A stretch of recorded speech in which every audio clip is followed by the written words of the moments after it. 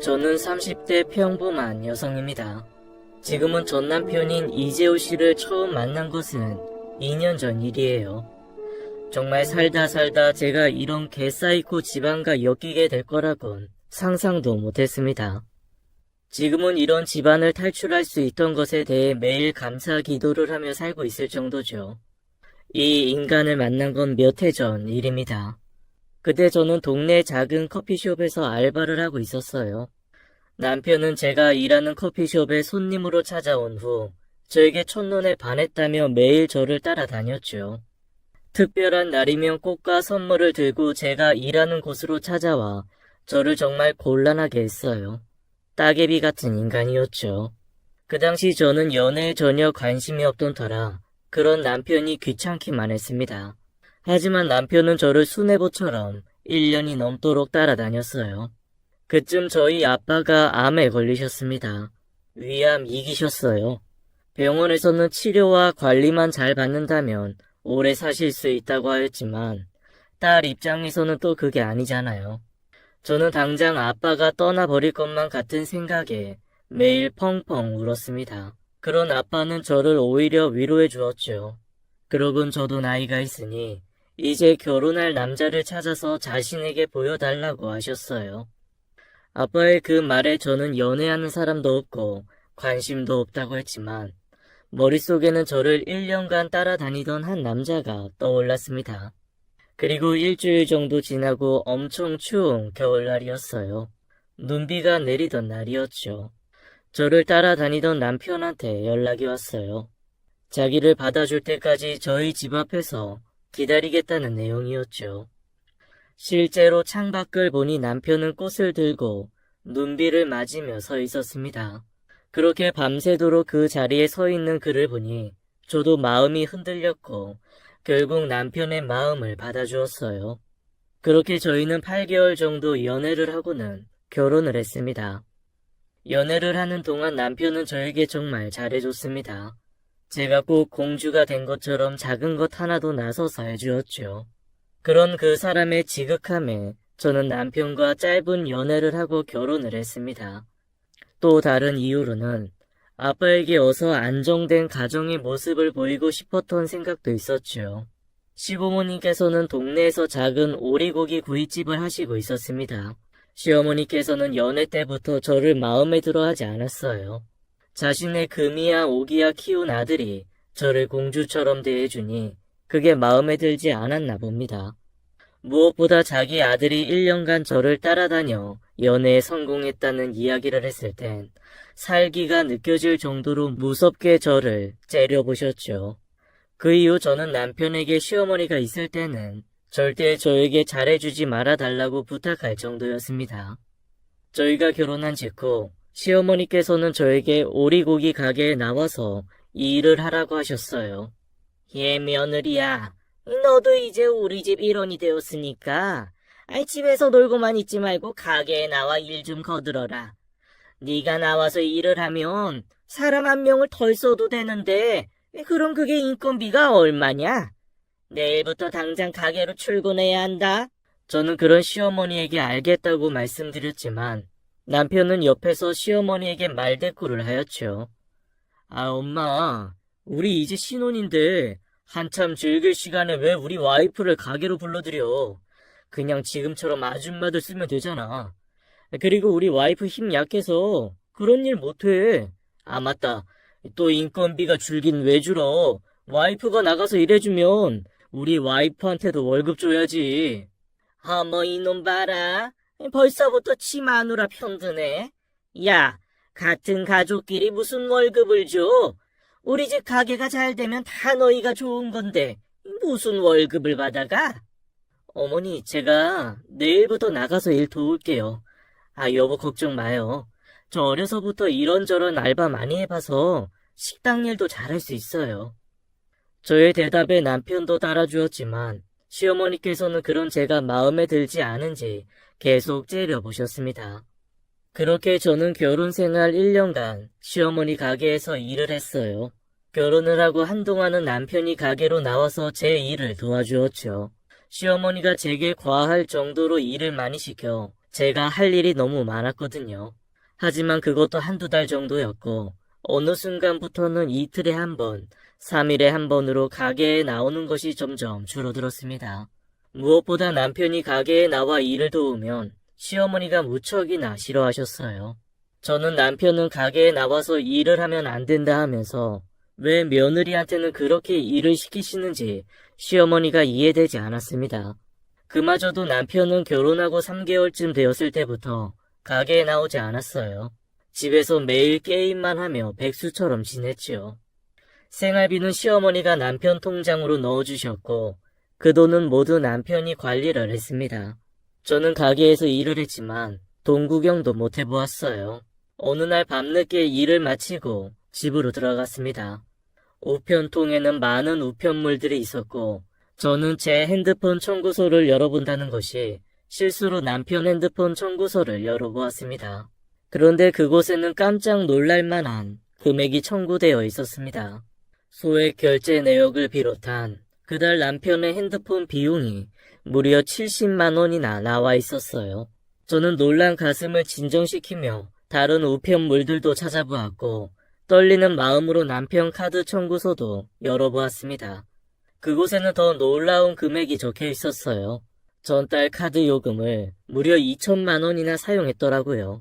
상세한 내역을 모두 살펴보니 남편은 그 큰 돈을 모두 게임에 쓰고 있었던 것이었습니다.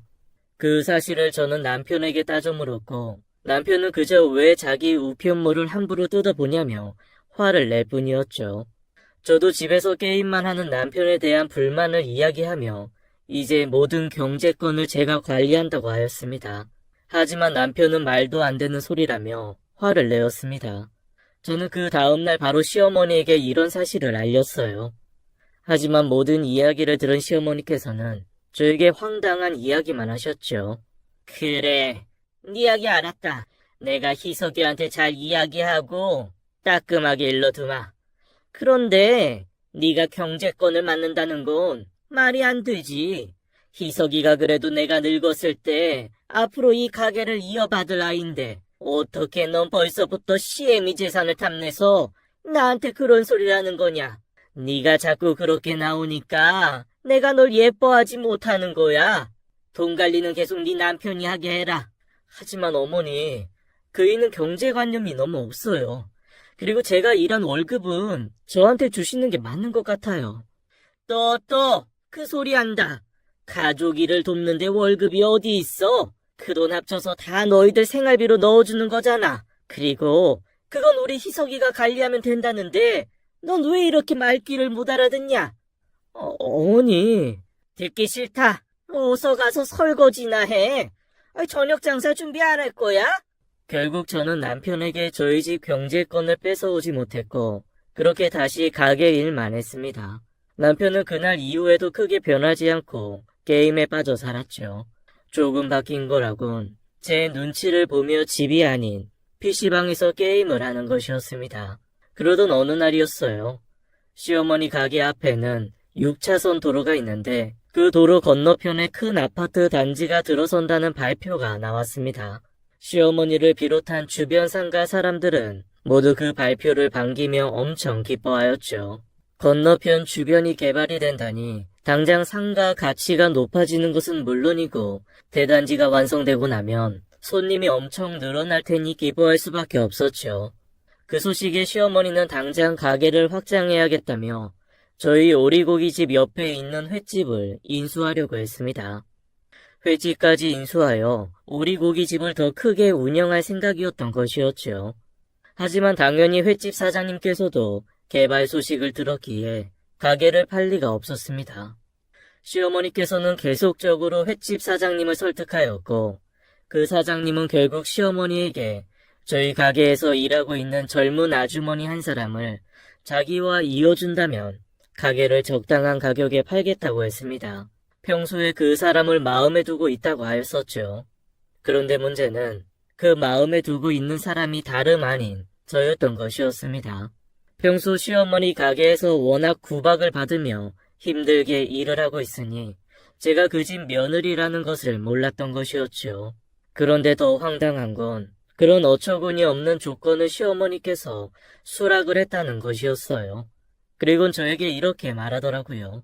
융이야, 네가 가서 그 집 사장님하고 몇 번 만나봐.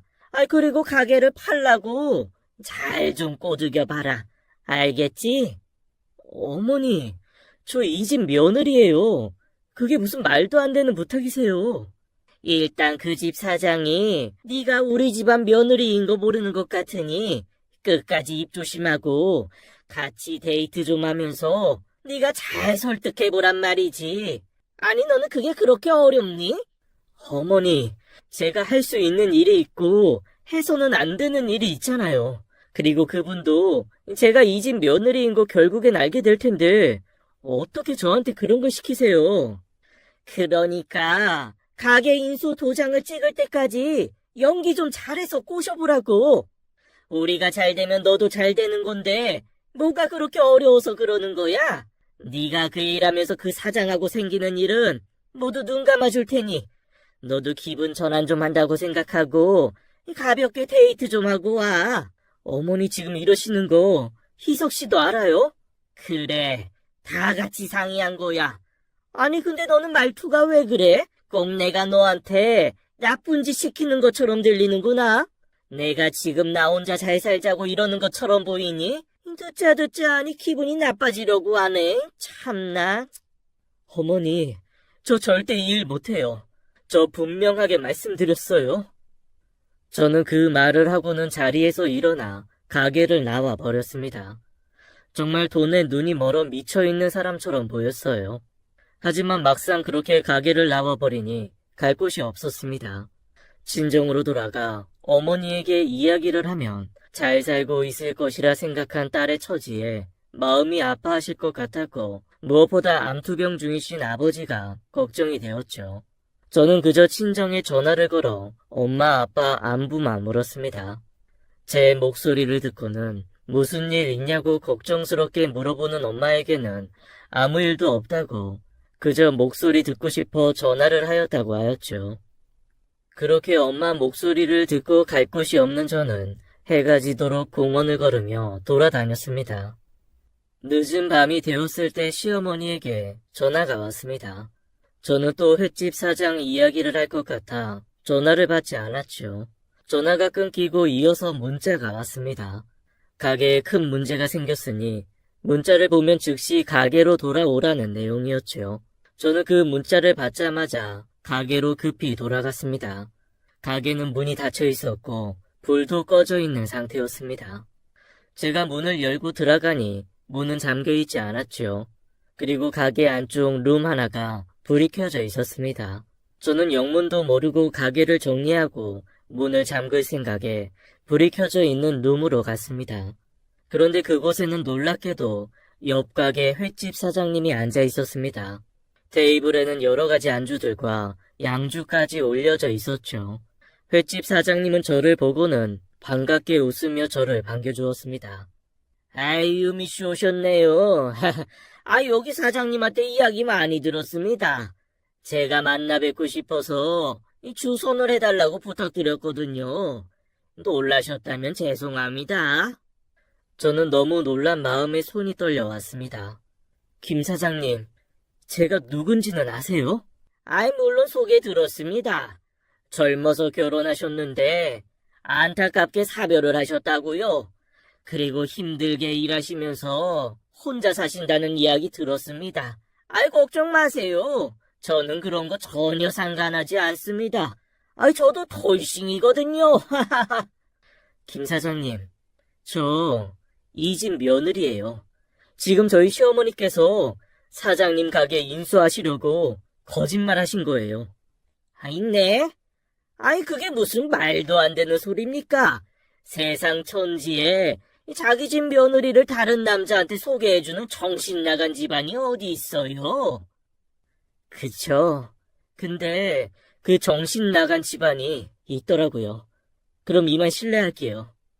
저는 그 말을 하고는 그 자리에서 서둘러 나와버렸습니다. 평소 시어머니가 저를 힘들게 일시키고 나쁘게 말을 했어도 그저 아들을 너무 아껴하시기에 저를 미워하는 분이라고만 생각했지 이렇게까지 돈에 눈이 먼 탐욕스러운 사람인 줄은 꿈에도 몰랐습니다. 저는 이 일로 남편과 이혼할 생각을 하고 집으로 돌아갔습니다. 제 짐을 챙겨서 친정으로 가버릴 생각이었죠. 집으로 돌아가던 중 시어머니에게 전화가 왔습니다. 여보세요? 너 지금 미쳤니? 그 자리에서 그런 소리를 하면 어떡해? 지금 횟집 사장님 난리가 나서 나한테 전화했더라. 가게 절대 안 판다고. 아니 네가 다 된 밥에 코를 빠뜨려도 유분수지. 이게 뭔 짓이야? 어머니, 미친 사람은 제가 아니에요. 거울 좀 보세요. 지금 이게 뭐 하시는 거예요? 아니 너 지금 시어머니한테 그게 할 소리냐? 네가 나를 가르치려 들어? 너 어디야? 아주 버르장머리를 고쳐놓을 테니. 저 어머니랑 이제 할 말 없어요. 희석 씨랑 이혼할 테니 그렇게 아끼시는 아들이랑 가게 잘 운영하세요.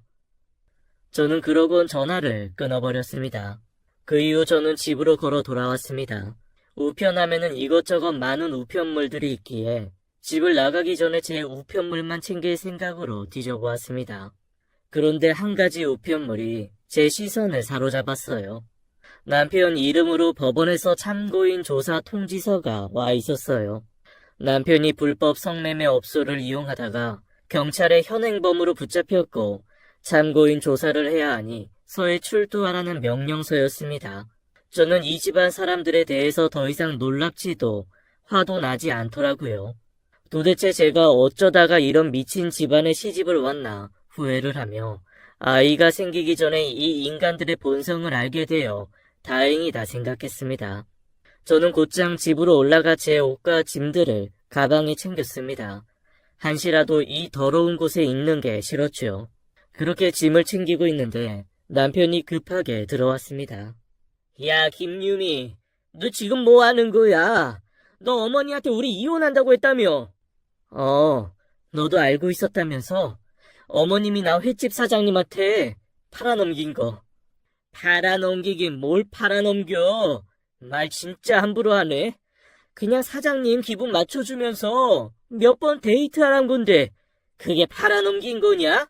넌 네 아내가 딴 남자랑 데이트 나가서 뭔 짓을 하고 다녀도 상관없다는 거야? 어머님이 그러시더라. 그 남자 잘 꼬시라고. 그러면서 생기는 일은 다 눈 감아 주시겠대. 내가 꽃뱀이니? 말 참 막한다. 그게 다 우리 가족 잘 돼보자고 하는 거 아니야. 우리 가족? 너랑 니네 엄마가 잘 돼보자고 나 이용하는 거겠지. 됐고, 나 이제 더 이상 너네 집이랑 엮이는 게 역겨워. 더럽다고.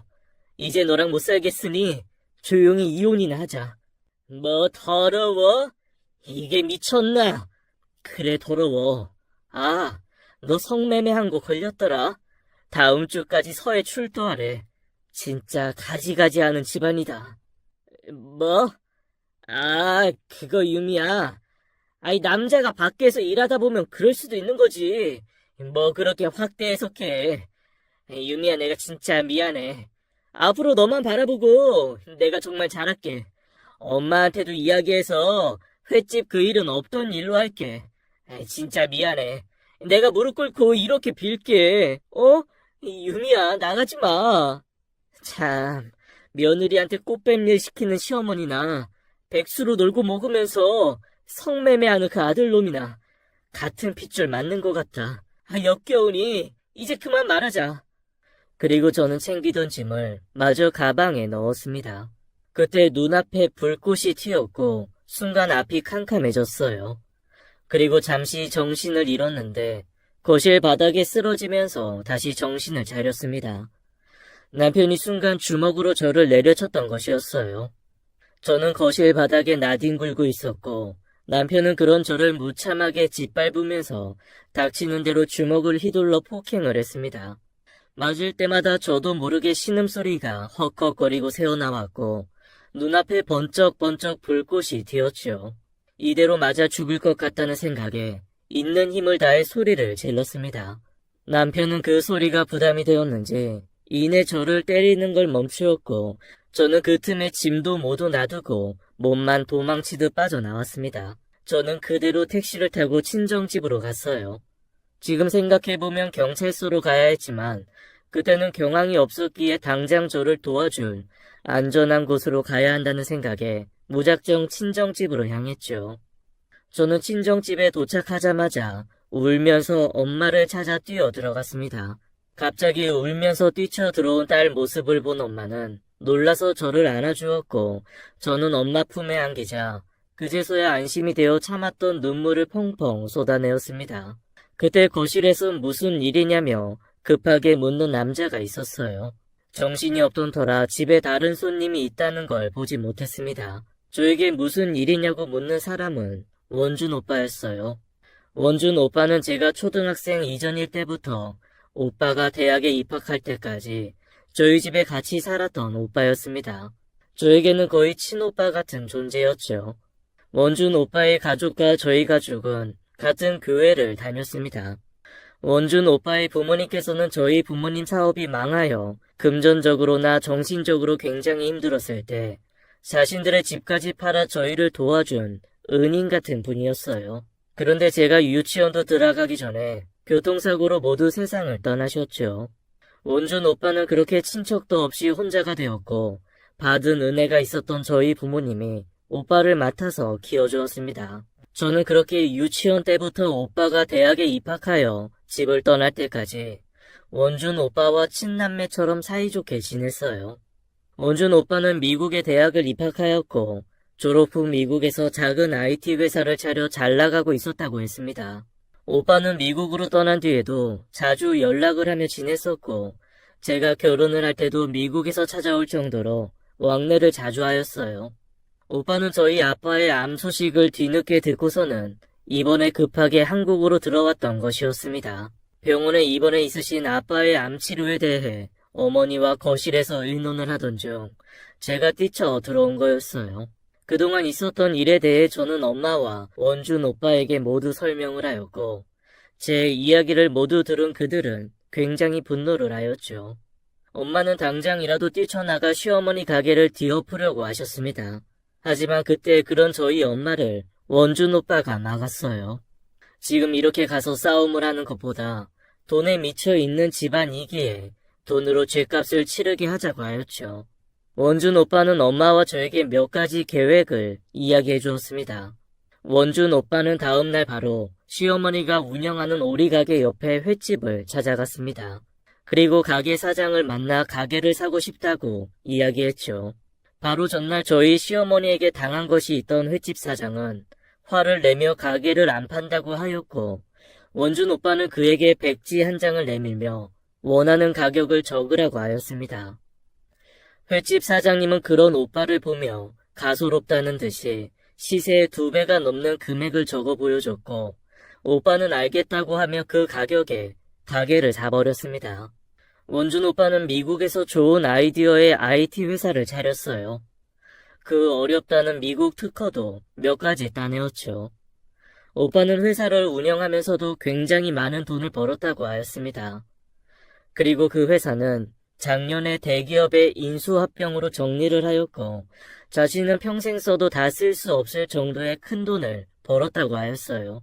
오빠는 횟집을 인수한 후 바로 그곳을 오리고기 가게로 바꾸었습니다. 그리고 고급스럽고 멋지게 새로 가게를 인테리어하였죠. 실력 있는 요리사들도 고용하였고요. 가게를 오픈 준비하는 동안 시가에서는 난리가 났습니다. 바로 옆에 오리고기집이 멋들어지게 오픈 준비를 하니 마음이 급해진 거죠. 처음에는 저희 가게를 찾아와 난동을 부렸습니다. 상도덕도 없는 놈들이라고 욕을 하였죠. 하지만 저희는 그런 시가 인간들을 만나주지 않았습니다. 저희는 근사하게 가게를 오픈하였고 서비스와 맛이 훨씬 좋은 저희 가게로 당연히 손님이 몰리기 시작하였습니다. 처음에는 기존 단골을 가지고 있던 시어머니 가게도 어느 정도 장사가 되었지만 시간이 지날수록 손님 수는 눈에 띄게 줄어들었고 급기야 시가에서는 반값 행사 등을 하며 손님을 끌었지만 그것도 한때 반짝 손님을 끌 뿐 대부분의 손님은 저희 가게에 뺏기게 되었습니다. 그렇게 반년 정도 가게를 운영하니 시어머니가 운영하는 가게는 점점 망해가는 것이 눈에 보였어요. 원준 오빠는 오리고기집을 오픈하면서 동시에 제 이혼 소송을 도와주었습니다. 우리나라에서 가장 크다는 이혼 전문 법률 사무소에 제 이혼 소송을 의뢰해 주었죠. 남편의 폭력에 대한 증거도 모두 수집하였고 시어머니의 어처구니 없는 요구 또한 횟집 사장님의 증언으로 무리 없이 입증하였습니다. 남편의 성매매 사건은 이미 벌금을 맞은 상태였기에 따로 입증할 필요도 없었고요. 그렇게 저희는 반년 정도의 소송 끝에 제가 승소하는 것으로 이혼을 하였습니다. 위자료도 가득 뜯어내었죠. 그러던 어느 날 시어머니가 저희 가게로 찾아왔습니다. 원준 오빠와 저는 때가 되었다고 판단하여 항의하러 온 시어머니를 맞아주었죠. 가게의 사장이라고 만난 자리에 제가 나오니 시어머니는 그 작은 눈이 튀어나올 정도로 눈을 뜨며 안경을 고쳐 썼습니다. 제가 이곳 사장이라는 것이 믿기지 않았나 봅니다. 시어머니는 저를 보자마자 험한 말들을 늘어놓기 시작하였지요. 아니, 베어먹지 못한 이 가게 주인이 너였어? 그럼 그렇지. 어쩐지 너처럼 못 베어먹은 인간들 같은 짓거리를 하더라니. 어머니, 아니, 아주머니, 못 베어먹은 집안이라뇨. 아, 그래서 아주머니 집안은 너무 잘 베어먹어서 며느리한테 꽃뱀을 시키고 아드님께서는 성매매 업소를 드나드나요? 초범도 아니어서 벌금도 크게 맞으셨던데요. 뭐라고? 아, 됐고. 너희 가게 문 당장 닫어. 지금 너네 때문에 피해가 얼마나 큰지 알아? 제가 왜 그래야 해요? 저야말로 아주머니 집안에 시집가서 피해가 얼마나 큰지 아세요? 그건 다 우리 집이 잘 되자는 뜻에서 한 거라고 몇 번을 말하니? 그래, 네가 안 나가면 내가 다른 곳으로 가마. 우리나라에 장사할 곳이 어디 여기만 있는 줄 아니? 이 더러워서 퇴! 그런 시어머니의 악담을 묵묵히 듣고만 있던 원준 오빠가 나서서 한마디 했습니다. 저 아줌마, 잠자코 듣고 있으려고 하니 정말 너무하시네요. 본인들 잘못을 알았으면 미안하다는 사과를 먼저 하는 게 도리 아닙니까? 저희도 진심으로 사과를 하시면 이 가게에 먼저 접어드리려고 했습니다. 그런데 하시는 행동 보니 전혀 뉘우침이 없으시네요. 다른 곳에서 다시 장사를 하시면 된다고요? 잘 들으세요, 아줌마. 어디를 가서 새로 장사를 하셔도 제가 바로 옆에 똑같은 가게를 차릴 겁니다.